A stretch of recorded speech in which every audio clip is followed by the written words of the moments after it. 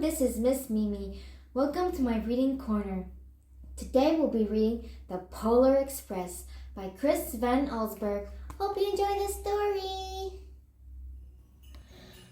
On Christmas Eve, many years ago, I lay quietly in my bed.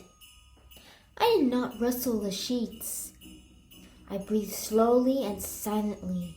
I was listening for a sound a friend had told me I'd never hear. The ringing bells of Santa's sleigh. "There's no Santa," my friend had insisted, but I knew he was wrong. Late that night, I did hear sound, though not of ringing bells. From outside came the sound of hissing steam and squeaking metal. I looked through my window and saw a train standing perfectly still in front of my house. It was wrapped in an apron of steam. Snowflakes fell lightly around it. A conductor stood at the open door of one of the cars. He took a large pocket watch from his vest, then looked up at my window. I put on my slippers and robe. I tiptoed downstairs and out of the door. "All aboard!" the conductor cried out. I ran up to him. "Well," he said, "are you coming?" "Where?" I asked. "Why, to the North Pole, of course," was his answer. "This is the Polar Express." I took his outstretched hand and he pulled me aboard. The train was filled with other children, all in their pajamas and nightgowns. We sang Christmas carols and ate candies with nugget centers as white as snow. We drank hot cocoa as thick and rich as melted chocolate bars. Outside, the lights of towns and villages flickered in the distance as the Polar Express raced northwards. Soon, there were no more lights to be seen. We traveled through cold, dark forests where lean wolves roamed and white-tailed rabbits hid from our train as it thundered through the quiet wilderness.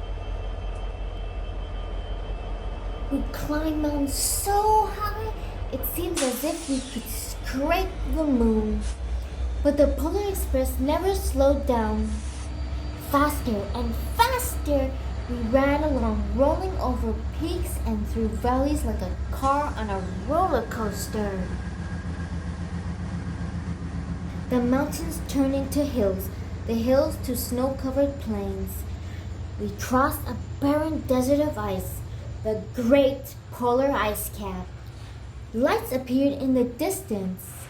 They looked like the lights of a strange ocean liner sailing on a frozen sea. "There," said the conductor, "is the North Pole." The North Pole. It was a huge city standing alone at the top of the world, filled with factories where every Christmas toy was made. At first, we saw no elves. "They are gathering at the center of the city," the conductor told us. "That is where Santa will give the first gift of Christmas."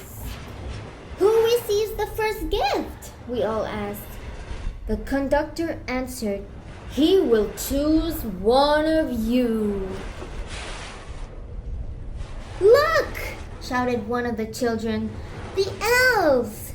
Outside, we saw hundreds of elves. As our train drew closer to the center of the North Pole, we slowed to a crawl. So crowded were the streets with Santa's helpers. When the Polar Express could go no farther, we stopped and the conductor led us outside.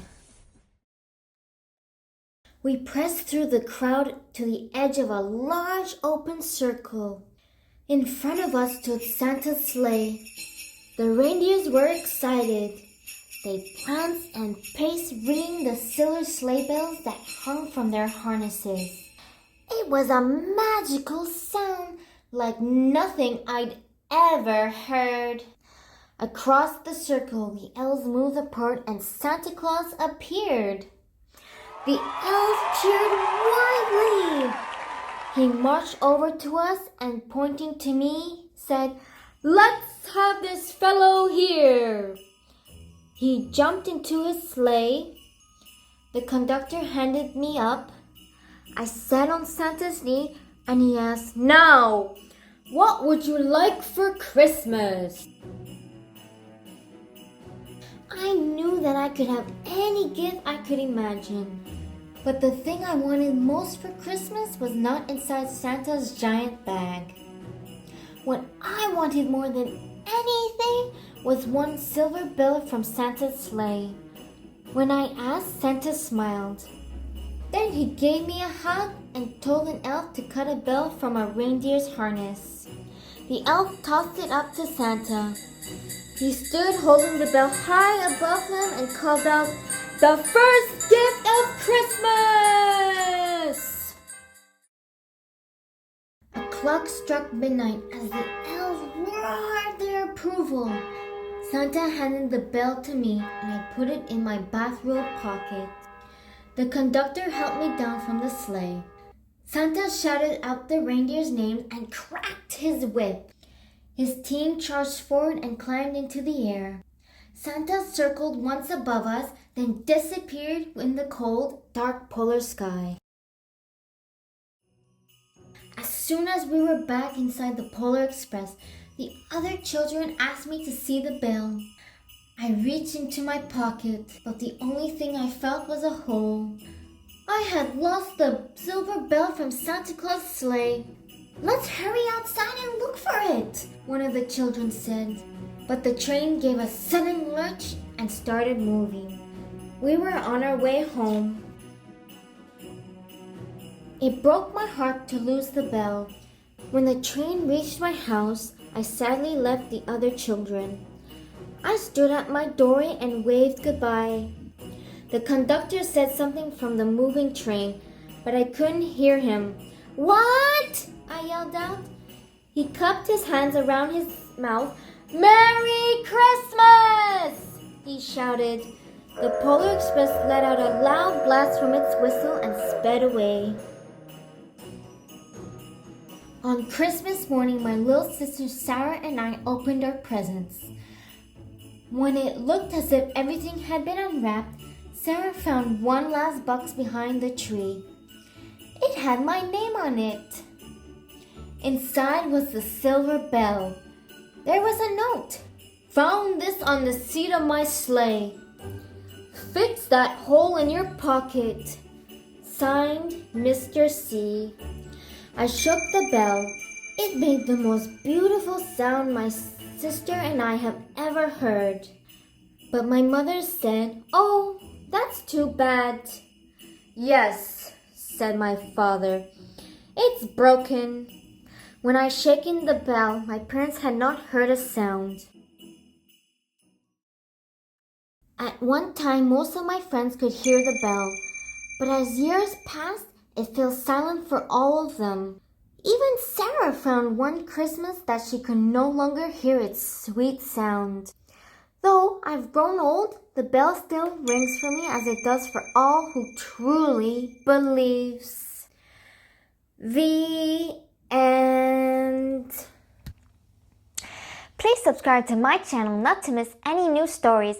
Click the like button if you enjoyed today's reading. Thank you. Goodbye.